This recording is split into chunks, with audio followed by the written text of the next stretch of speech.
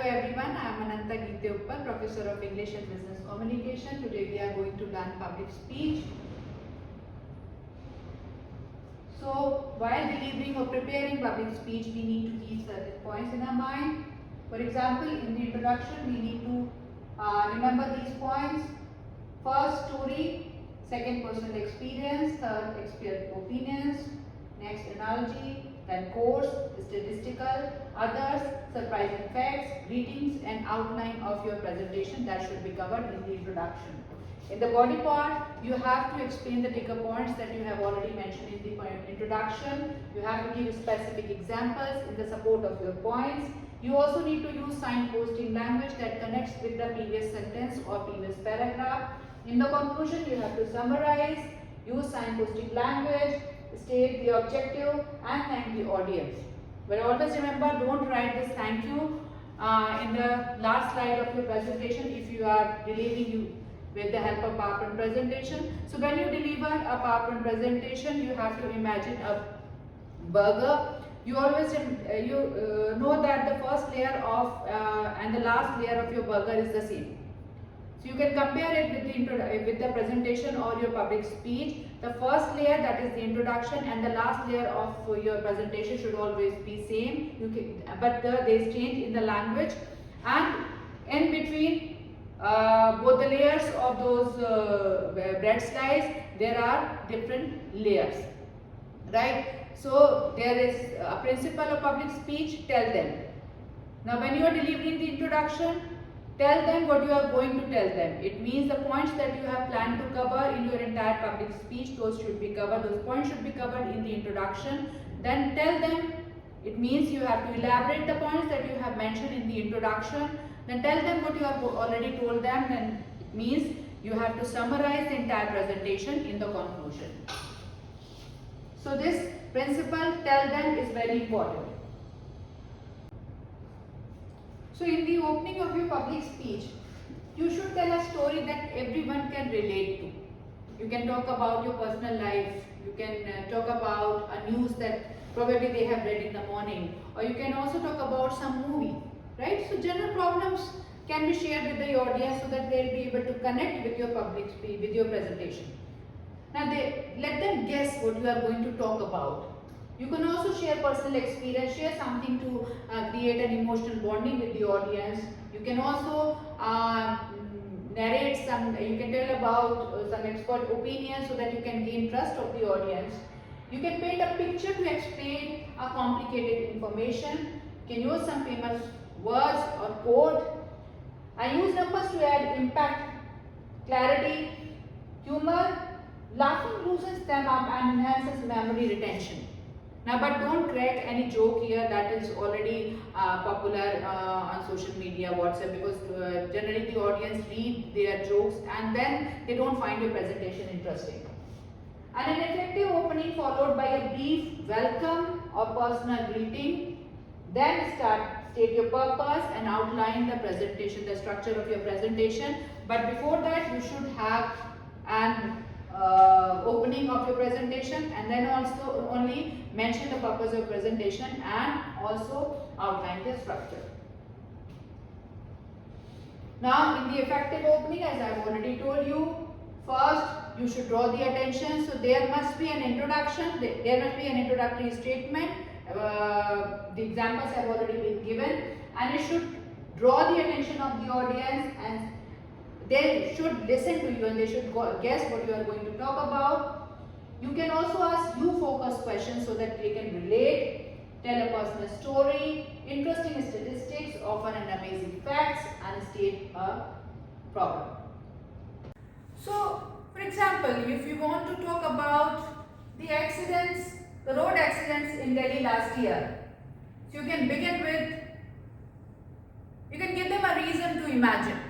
So let's say, imagine this has happened. Or I love your theme, why? And then justify logical why. Saying that, I wonder any one of you know the answer to this question. How many people were killed on Delhi road last year? Or read a letter to justify This morning when I was coming to office, I saw a car trying to execute a 3-point turn on busy roundabout. Only last week, at the height of the rush of the hour, I saw a car trying to reverse around a roundabout to reach the exit that he had missed. Or, you can also begin your presentation saying, let me give you a statistic. Less than 10% of Indian drivers have taken and passed a driving test. Or, the death rate per 10,000 vehicles on Indian roads in 10 times that in the European Union. What are you going to do about it? So this is how you start your presentation. But you should also remember that the very important thing about presentation, that you should practice it. So practice, practice, practice. So practice makes your presentation perfect. So before you give the presentation, you record your presentation, listen to it and find your mistakes. You should also see your body language, voice modulation, and probably you are forgetting some points while explaining or giving detail of the points. So you should practice it, again re-record it, and then you should be ready for the final presentation, so that you should not make those errors while giving the final presentation in front of the audience.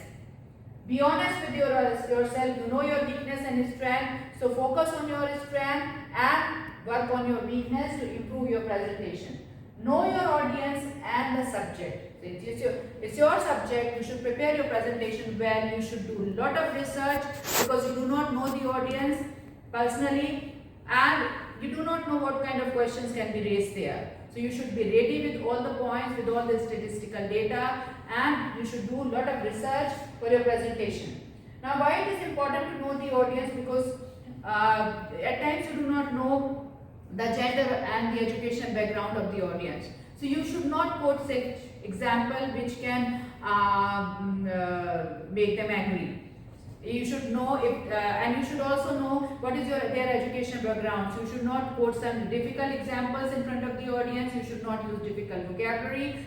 So they should not feel humiliated, as if we are trying to show our knowledge to the audience, but they are unable to understand. Carry the notes. Why it is important? Because in the presentation, in the slides, you cannot put all the text. So you might forget, at times you might forget certain statistical data. So you should carry the notes. So you can refer to notes while explaining the presentation. So you should not look at the slide while giving the presentation. So, and after delivering the introductory statement with the help of personal life experience, story or some statistical data, now you should greet the audience and you should tell the purpose of your presentation. Good morning everyone, my name is Ananta and I am here to tell you that about the road accident. There are 3 points that I will cover today. They are 1, 2 and 3. Then how will you close your speech? So in the final paragraph of your speech, make sure the audience thinks, feels and does what you set out to do with your speech. Conclusion should tie in with your introduction. So what you have already told in the introduction, the points that you have planned to cover, it should summarize the same. So as I have already told you that you should imagine a burger here. That first layer and the last layer of your burger is the same, and then in between there are layers. So the layers is the body of the presentation, but the first layer, introduction and conclusion, should be the same. It should convey the same thing, and you have to personalize your speech so that you will be able to connect with the audience, summarize your main points in the conclusion, and then a call to action. So what do you expect from the audience? That should be covered in the conclusion.